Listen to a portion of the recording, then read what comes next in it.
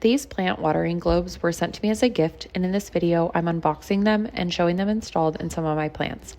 Starting with the unboxing, the set includes 8 glass watering globes, each with a colorful design that adds a decorative touch while also serving a practical purpose. As I'm showing them up close, you can see the different colors and glass construction. They're simple, but they add a nice little accent to potted plants, both indoors or outdoors. The idea behind watering globes is pretty straightforward. You fill them with water and place them into the soil, allowing plants to draw moisture as needed over time.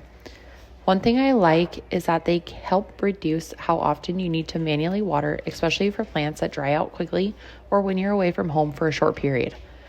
As I'm showing the globes in the video, you can see the size and shape of each one and how easily they are to fill and place into the soil.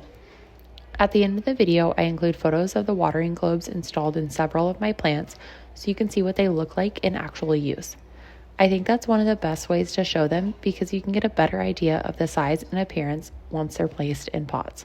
Between the glass construction, colorful designs, and easy setup, they add both function and a little bit of color to indoor or outdoor plant displays.